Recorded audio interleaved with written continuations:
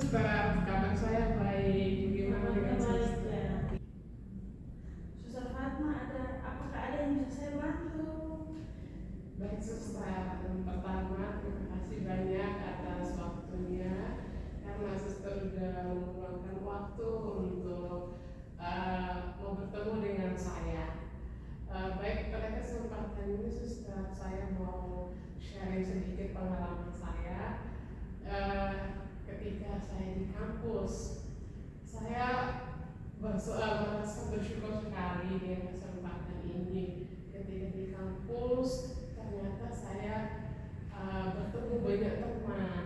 Nah, ketika ketemu mereka dan mereka juga merasa senang sekali dan merasa bersyukur karena di kelas ada Sudiana Wirawati atau suster gitu. Nah, ketika di kelas setelah kelas selalu teman-teman saya itu selalu minta waktu untuk sharing atau curhat. Nah, pengalaman yang mereka curhat itu pengalaman mereka yang keluarga dan juga pergulatan mereka dengan teman-teman di kelas. Ketika mendengarkan cerita dan curhat mereka, saya memposisikan diri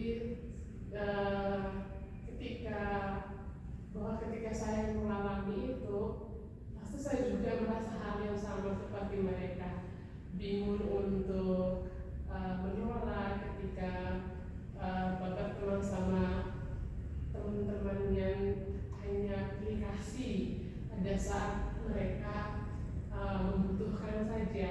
Ketika kalau mereka merasa kalau itu tidak dibutuhkan, merasa kalau mereka bisa mengatasi hal atau mendapatkan teman yang baik, ternyata teman yang curhat dengan saya ini malah dicuekin. Nah, saya merasakan bahwa mungkin saya juga ketika di posisi mereka, pasti saya juga merasa hal yang sama, merasa dihindari oleh teman-teman walaupun saya tidak mengerti apa salahnya saya.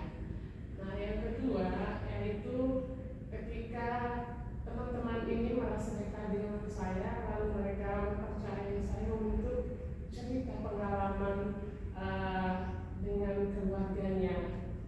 Lalu saya merasa apa yang akan saya tanggapi setelah mendengarkan curhat mereka.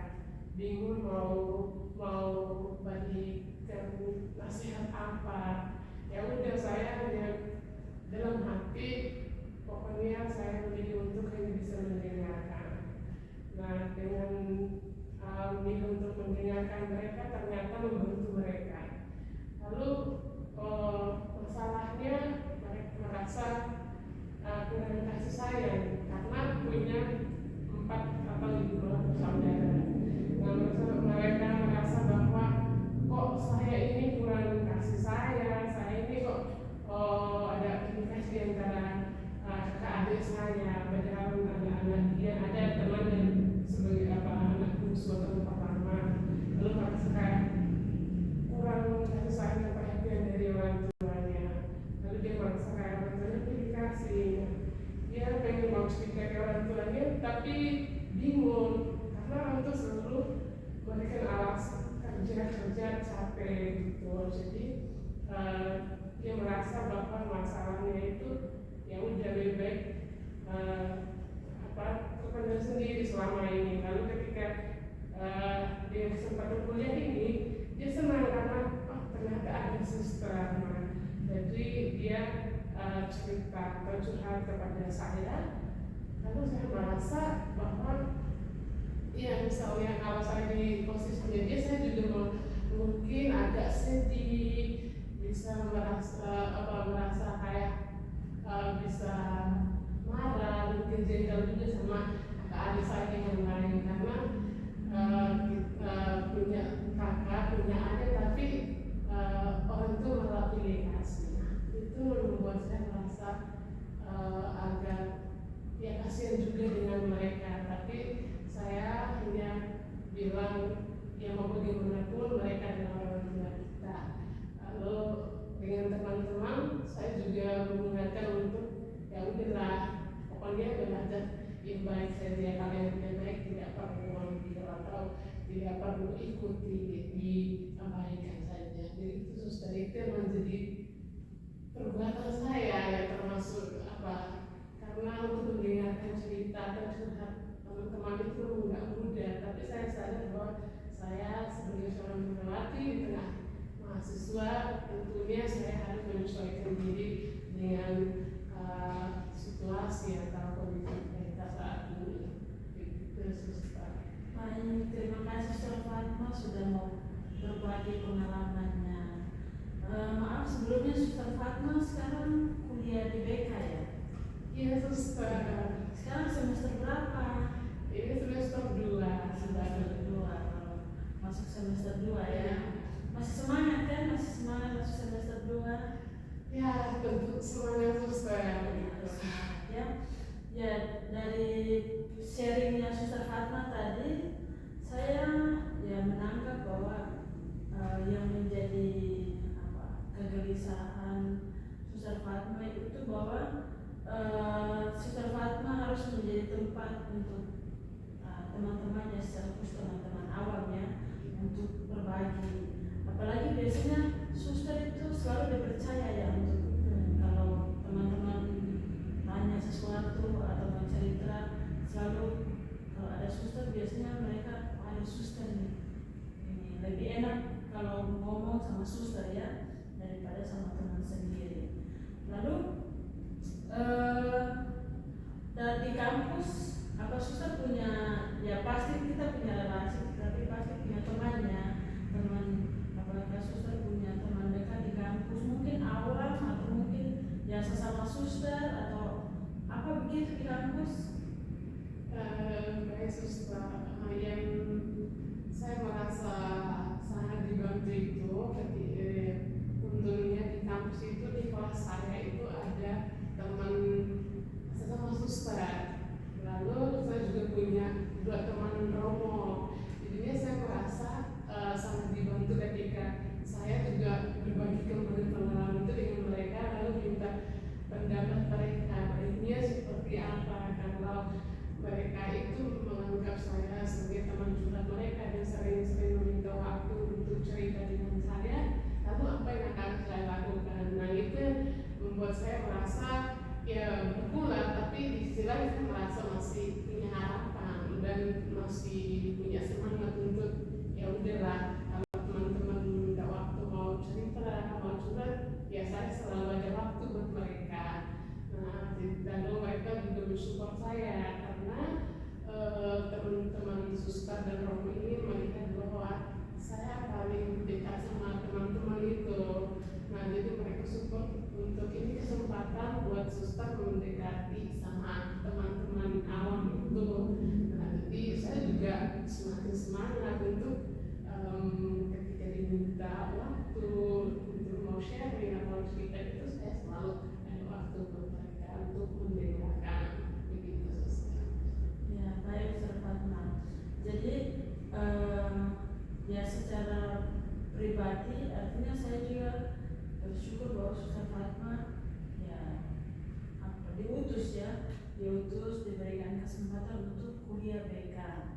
Artinya bahwa dengan kesempatan itu Suster Fatma punya banyak kesempatan karena pasti kuliah BK itu juga kan menyangkut hal-hal itu ya, belajar mendengarkan ya kan, karena pasti teman-teman di kampus itu ingin didengarkan ya, apalagi orang-orang muda ya, sekarang itu orang-orang muda itu ingin didengarkan.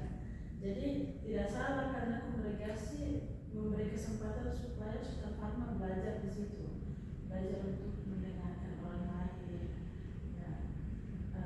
Bagaimana perasaan Suster Fatma ketika kesempatan ini diberikan oleh komunikasi untuk belajar BK?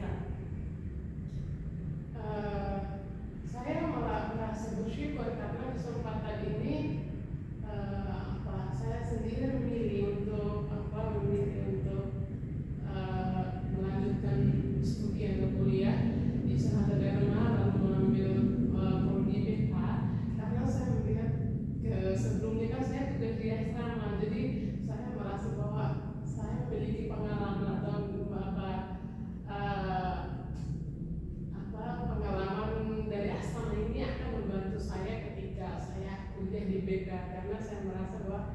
mungkin materi-materi yang akan saya dapatkan tidak jauh dari pengalaman yang saya akan biasakan.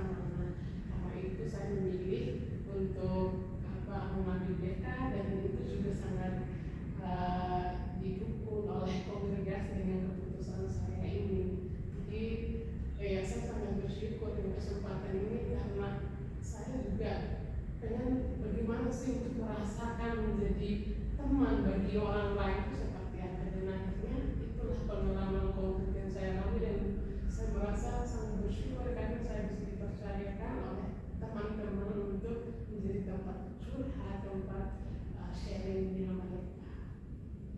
Ya.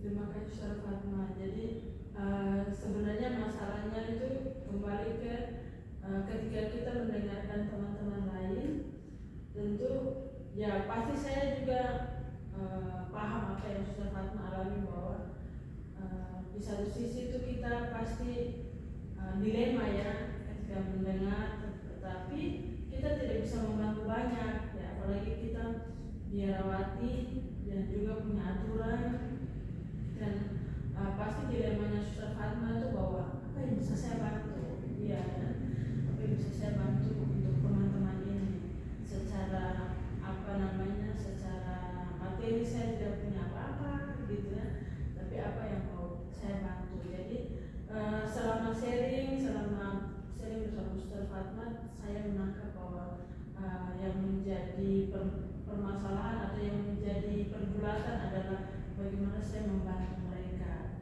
gitu ya. Ya, baik Suster Fatma, mungkin semuanya tidak bisa kita bantu, tapi kita bisa membantu dengan menjadi teman yang mendengarkan, jadi teman seperjalanan untuk mereka. Ya, yang bisa kita bantu, tapi yang tidak bisa ya kita cari jalan gitu ya. Ya, terima kasih banyak Suster Fatma sudah mau berbagi dengan saya. Jadi ini selesai di sini